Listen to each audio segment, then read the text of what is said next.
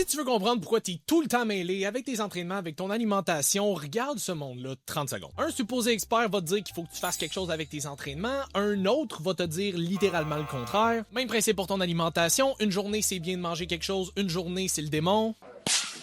Bref, t'es bombardé par des trucs qui ont l'air intelligents puis qui sont dits par des personnes qui ont soit une certaine notoriété ou un titre, mais souvent c'est des choses qui soit sont sorties de leur contexte, qui vont manquer de nuances ou qui sont complètement faux. Fait qu'aujourd'hui, on va regarder quelques clips comme ça que je me fais envoyer sur une base régulière pour qu'on puisse adresser qu'est-ce qui est vrai, qu'est-ce qui l'est pas, qu'est-ce qui manque de contenu puis qu'est-ce que tu peux appliquer concrètement. Puis rappelle-toi que si jamais t'aimes ce genre de contenu-là, drop un follow pour t'assurer de pas manquer de prochaines vidéos. L'huile de canola, c'est inflammatoire et tu devrais en avoir peur. Comment choisir une bonne huile? On en a besoin, il faut cuisiner avec de l'huile, mais il n'y a pas tant de bonnes solutions sur le marché. Tout ce qui est ici, touchez pas à ça. L'huile de tournesol, huile de canola, mazola, huile de maïs, c'est toutes des huiles super inflammatoires et c'est ces huiles-là qui nous font autant de tort. Pas les huiles en tant que telles, c'est les huiles inflammatoires. Tout ce qui est ici va être des meilleurs choix. Et ensuite, vaut mieux vraiment aller vers des huiles d'olive, avocat, même coco. Et sésame, ça peut faire aussi la job. Ok. Je sais pas c'est quoi le trip autant en 2025 avec le monde de vouloir démoniser l'huile de canola, mais ce n'est pas une mauvaise huile. Au contraire, c'est une des meilleures huiles que tu pourrais prendre pour ses bénéfices sur la santé. Et ça, c'est pas juste pour être contradictoire, ça ne devrait même pas être controversé. On a un fuck ton d'études pour être capable de le backer. La preuve, on a cette méta-analyse-là qui est sortie en 2025. C'est très récent, de 32 groupes contrôlés randomisés qui avaient démontré que l'huile de canola pouvait être une huile bénéfique pour aider à diminuer le poids corporel. On a aussi cette méta-analyse-là de 42 études qui est sortie en 2020 qui démontraient que l'huile de canola comparée à d'autres huiles pouvait aider à améliorer un paquet de marqueurs de santé cardiovasculaire. Cette étude-là sur 3 très grandes cohortes qui avaient comparé les effets du beurre aux effets des huiles végétales sur les potentiels risques de mortalité avait conclu que les huiles végétales étaient beaucoup plus bénéfiques pour réduire les risques de mortalité que le beurre. Une autre méta-analyse en 2020 de 38 études avait déterminé que avoir un intake un peu plus élevé d'huile végétale était associé à non seulement un plus faible risque de mortalité, plus faible risque de maladies cardiovasculaires et plus faible risque de cancer. À un moment donné, vous en voulez combien des études pour démontrer que non seulement les huiles végétales, mais même spécifiquement l'huile de canola, qui est démonisée pour une raison obscure, peut non seulement ne pas être négatif, mais même être positif, non seulement sur la santé, mais aussi sur le poids. Est-ce que ça veut dire que c'est juste rose puis que c'est juste du positif? Non, c'est possible de trouver des études qui vont démontrer certains effets négatifs dans certains contextes plus spécifiques. Ce qu'il faut comprendre, c'est que le consensus, donc la très grande majorité des études, s'entend pour dire que de façon générale, les huiles végétales, même l'huile de canola, ont des effets soit neutres ou positifs sur la santé et sur la composition corporelle. Là où les huiles végétales ou l'huile de canola plus spécifiquement ont tendance à être plus néfastes, c'est quand on va regarder des aliments qui sont ultra transformés, c'est quand on va regarder des aliments qui sont frits dans l'huile. Là, c'est sûr que ça peut avoir des effets néfastes, mais quand on regarde dans des contextes qui sont contrôlés, dans un environnement qui est sain et dans un environnement qui n'est pas hyper calorique, rempli d'aliments ultra transformés, ça peut avoir un paquet d'effets bénéfiques. Donc, est-ce qu'on peut, s'il vous plaît, arrêter de démoniser les huiles végétales et même spécifiquement l'huile de canola? Ça peut avoir un paquet de bénéfices sur la santé et on fait juste peur au monde pour rien. Le jeûne intermittent et la keto serait la solution que t'attendais depuis si longtemps pour ta perte de gras? Comment brûler son gras de bédaine? Quand tu te lèves le matin, tes niveaux d'insuline sont bas. Puis tu t'apprêtes à entrer dans un état de combustion des graisses. Tu peux prendre un déjeuner ou sauter ton déjeuner. Et lorsque l'insuline est présente, la combustion des graisses s'arrête. Si tu décides de manger, ça va mettre du glucose dans ta circulation sanguine puis faire monter ton insuline. L'insuline va ouvrir les cellules pour que ce glucose puisse y entrer et sortir de votre système sanguin. Si tu ne manges pas et tu gardes tes niveaux d'insuline bas, ton corps va passer en mode combustion des graisses et il va y rester. Maintenant, si tu prolonges ton jeûne de 16 à 20 heures, tu pourrais rester dans ce mode brûle-graisse puis vraiment aller attaquer ces poignées d'amour-là. Lorsque tu brises ton jeûne, tu peux prolonger ce processus-là en fonction de ce que tu choisis de manger. Exemple, si tu manges des protéines puis des bons gras, puis que tu restes plus longtemps dans ce processus qu'on appelle jeûne nutritif, tu maintiendras ce processus de combustion des graisses. Quand tu manges des glucides, c'est la ligne rouge, tu vas voir ton glucose puis ton insuline grimper. Reste tout simplement sur des protéines et des bons gras. Tu pourras maintenir des niveaux d'insuline beaucoup plus bas tout au long de la journée et continuer le processus de brûlage des graisses. Des fois, j'ai de la misère à croire qu'on est en 2025 puis qu'on adresse encore les mêmes points. Si seulement on avait des études qui regardaient le jeûne intermittent versus le fait d'avoir un apport calorique qui est constant à travers la journée ou une diète qui est très riche en gras versus une diète qui est très riche en glucides quand les calories sont égales, voir si ça apportait des meilleurs résultats. Ah ben attends, on en a plein! Une revue systématique et méta-analyse sortie en 2024 avait comparé les effets de faire une certaine forme de jeûne comparé au fait d'avoir un déficit calorique mais en continu et avait déterminé qu'il n'y avait aucun bénéfice additionnel à long terme à faire un déficit calorique en continu ou de faire une certaine forme de jeûne.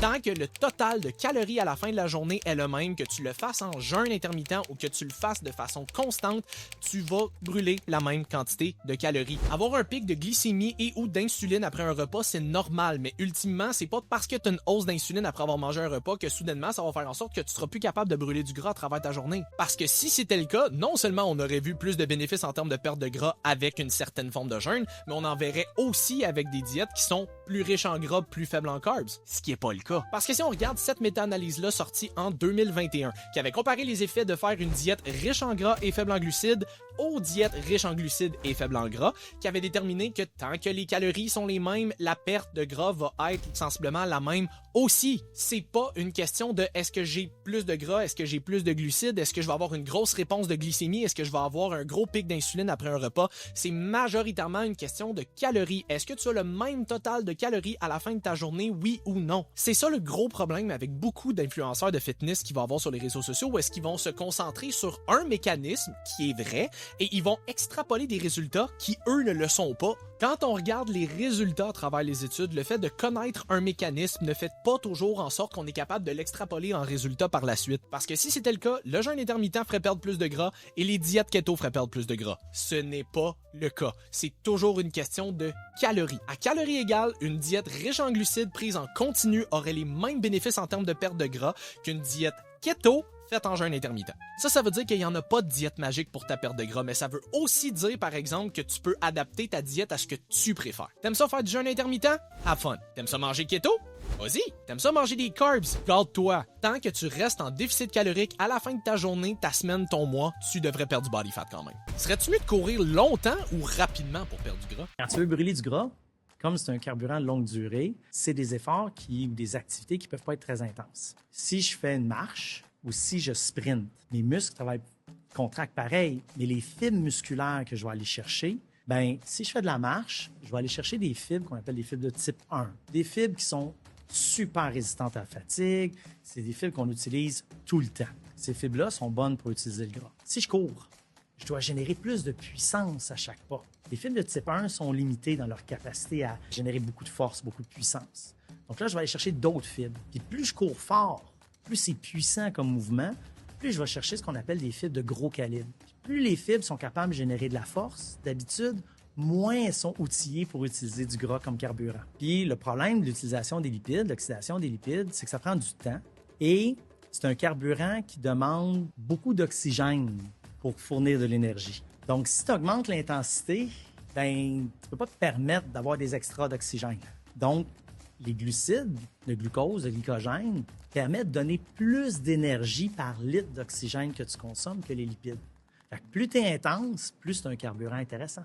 Donc, à l'effort, à l'entraînement, dès que tu ouvres la machine, tu ne brûleras pas de lipides. Il y a une partie de tout ça qui est quand même véridique, mais je n'étais pas convaincu de l'entièreté. On va aller chercher une deuxième opinion. Le cardio en perte de poids, oui, mais pas n'importe lequel. En vrai, il y a deux types de cardio qu'on peut utiliser en perte de poids. Donc, en perte de masse adipeuse, on a soit le cardio qui va être en continu ou on va avoir le cardio qui va être en intervalle. Donc, le cardio en continu est intéressant, mais surtout pour les athlètes plus avancés parce qu'ils vont être capables d'avoir un niveau d'intensité qui va être très élevé. Pour l'ensemble de la population, souvent, c'est une intensité qui est plus légère et donc on va dépenser moins d'énergie, moins de calories durant ce type d'effort. Et d'autant plus que plus on s'entraîne en endurance en longue durée, le corps va être plus efficace à économiser de l'énergie. Et donc, quand on arrive dans un train de vie quotidien, on est en longue durée, mais de très basse intensité, le corps va être capable d'économiser de l'énergie. C'est pas un succès pour le long terme. Tandis que l'entraînement en intervalle va nous permettre d'avoir des hautes intensités fractionnées par des instants de repos qui va faire que la température du corps va augmenter et la dépense énergétique totale va être augmentée, d'autant plus que cette hausse de température-là du corps va faire en sorte que les prochaines 24 heures que tu vas avoir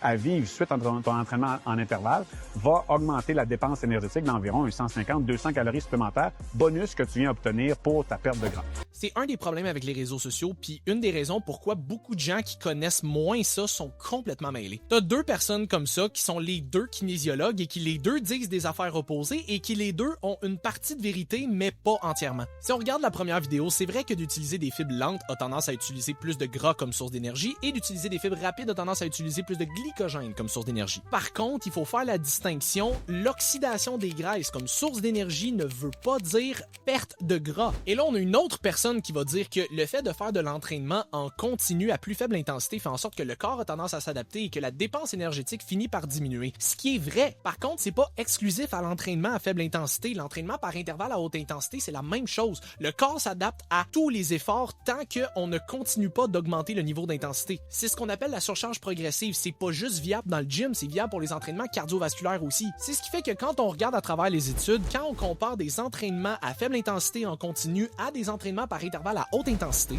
tant que le volume total est équivalent à la fin de la semaine, la perte de gras est sensiblement la même aussi. Ça veut dire que peu importe le type de cardio que tu vas faire, tu peux perdre du gras avec. Encore une fois, la perte de gras revient à une question de déficit calorique, donc c'est sûr que tu vas probablement devoir adresser ton alimentation aussi, mais ton cardio, que tu le fasses par intervalle à haute intensité ou que tu le fasses en continu à plus faible intensité, il n'y en a pas un qui est foncièrement mieux que l'autre. Ça veut dire que le meilleur cardio pour toi pour perdre du gras, ça va être celui que tu vas être capable de faire de façon la plus constante. L'entraînement par intervalle va te permettre de dépendre plus d'énergie en moins de temps, donc si c'est une question de manque de temps, peut-être que ça pourrait être plus avantageux pour toi. Par contre, l'entraînement en continu à faible intensité est moins exigeante et est potentiellement un petit peu plus accessible aussi parce que tu peux très facilement ne serait-ce qu'aller prendre une marche dehors ou d'avoir un standing desk avec un walking pad puis faire ça chez vous. Peu importe ce que tu décides de faire, tant que tu es capable d'être constant avec, ça va être ça le plus important. Plus de volume égale plus de gains. Ça fait 10 ans que je fais de la muscu, 3 séries, ce sera pas suffisant pour générer une hypertrophie. 3 séries, c'est ce qui semble être le minimum. Mais on peut aller jusqu'à 4, 5, 6 séries. Il y a même une méthode qui s'appelle le German Volume, la méthode du volume allemand, où on fait 10 séries. Donc, c'est une question de « je dois stresser mon muscle ». Donc, c'est clair que c'est un ingrédient que si je dis je fais 10 séries ou 4, 5, 6, 7, ben, je fais plus de séries, donc je stresse plus mon muscle et il va s'adapter en grossissant. Mais plus l'athlète est avancé, plus il va devoir en faire plus pour que le stimulus soit suffisant. Ça fait 10 ans que je fais de la muscu, 3 séries, ce sera pas suffisant pour générer une hypertrophie. Chez un débutant, 3, c'est en masse. C'est en voyant des choses comme ça que je me dis, la science a évolué, mais c'est pas tout le monde qui a évolué avec la science. Parce qu'il y a quelques trucs qui sont à comprendre pour maximiser votre prise de masse musculaire. La première des choses, c'est que avant de parler de volume, il faut qu'on parle d'intensité. Parce que t'auras beau faire tout le volume que tu veux, si tu n'as pas une intensité assez élevée, tu ne prendras pas de masse musculaire. T'auras beau faire 25 séries dans ton workout, si tu te tiens toujours à 5, 6, 8, 10 répétitions de l'échec musculaire, tu ne te pousses pas à une assez haute intensité pour produire une hypertrophie. Tu vas lever des poids. On peut pas dire que lever des poids, ça va te donner grand-chose. Ensuite de ça, la deuxième chose qu'il faut comprendre, c'est que c'est une question de dosage. C'est pas linéaire de plus j'en fais, plus j'ai des résultats. À un moment donné, plus j'en fais, plus ça me nuit. De faire 10 séries dans le même workout et de t'attendre à ce que ça soit aussi efficace que de faire 5 séries réparties en 2 entraînements, c'est le même principe que de faire 16 heures de job dans la même journée au lieu d'en faire 8 heures réparties en 2 jours. Viens me faire croire que tes 8 dernières heures vont être super productives. Pas mal sûr que rendu à la fin, tu vas un peu avoir envie de te gonner parce que t'es brûlé. Ta 14e heure de travail va être très loin d'être aussi productive que ta première. C'est le même principe avec l'entraînement. Plus tu fais de volume dans la même séance, plus tu fais du volume qui est inefficace parce que tu accumules tellement de fatigue que ton recrutement d'unités motrices devient de moins en moins important. Chose qu'on peut voir dans cette méta-analyse-là où est-ce qu'on fait observer que ça prenait 5 séries additionnelles pour équivaloir le stimulus de la première série à l'échec. Ça veut dire que chaque série subséquente devient de moins en moins stimulante et que ça t'en prend de plus en plus pour aller chercher ne serait-ce qu'un léger bénéfice. On peut aussi voir à travers cette étude-là où est-ce qu'il avait fait faire une jambe 8 séries et une autre jambe 12 séries et qui avait eu sensiblement les mêmes résultats en termes d'hypertrophie. Donc pourquoi une jambe qui aurait fait 4 séries de plus aurait sensiblement les mêmes résultats qu'une jambe qui en aurait fait 4 de moins? Parce que ces 4 séries additionnelles-là causent tellement exponentiellement plus de dommages musculaires que le corps doit réparer tout ça en plus avant de pouvoir commencer à penser à bâtir du tissu additionnel. C'est comme si je te disais que je t'arrive avec 4 chariots de plus de briques pour construire ta maison, sauf que avant que tu puisses les utiliser, je vais péter 2-3 murs de plus. T'auras beau avoir plus de briques, tu vas avoir plus de stock à réparer avant de pouvoir commencer à bâtir quelque chose de nouveau. C'est le même principe pour développer de la masse musculaire. Sans mentionner qu'il y a une étude qui est sortie en 2025 où est-ce qu'il prenait un groupe de gens qui avaient en moyenne 5 ans d'expérience en entraînement où il leur faisait faire seulement une série à l'échec musculaire sur 9 exercices à travers leur workout et ils ont tous pris de la masse musculaire. Pourquoi? Parce que le niveau d'intensité était assez élevé. Tu ne peux pas parler de volume avant d'avoir clairement identifié l'intensité. Faire du volume juste pour faire du volume ne te donnera pas plus de gains tant que l'intensité que tu appliques à tes entraînements n'est pas assez élevée. Fait que si tu veux réellement prendre la masse musculaire, commence par t'assurer que tu pousses, Chris! Comment maximiser ta prise de masse musculaire quand t'es science-based? If you're not doing crucifixion flaps in 2025, you do not care about your lat growth. You are wasting your potential if you're not doing crucifixion flaps. Everybody tap in. He built these lats doing only crucifixion flaps.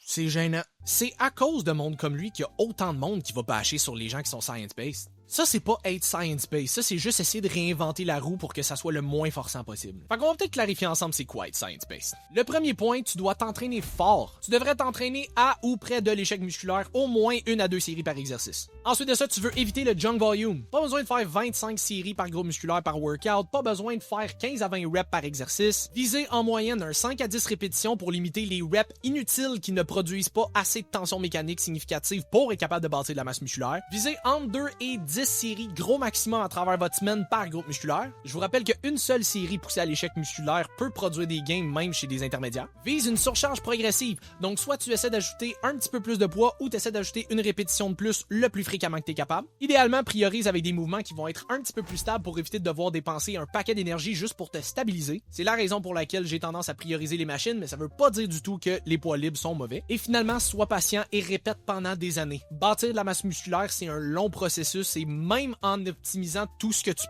peux pas t'attendre à développer des dizaines et des dizaines de livres de masse musculaire, surtout en étant naturel. Mais des exercices comme ça, honnêtement, c'est pas foncièrement mauvais, mais ça, c'est majoritairement pour Instagram. T'as pas besoin du tout de faire ça pour optimiser tes résultats. Je suis brûlé. Si vous avez d'autres vidéos comme ça que vous aimeriez que j'analyse pour qu'on puisse démystifier ensemble qu'est-ce qui est vrai, qu'est-ce qui est pas vrai, même des experts, envoyez-moi-les, ça me fait toujours plaisir de regarder ça avec vous autres. Pour plus de contenu comme ça, je t'invite à t'abonner pour manquer aucune vidéo, puis on se revoit pour une prochaine très bientôt.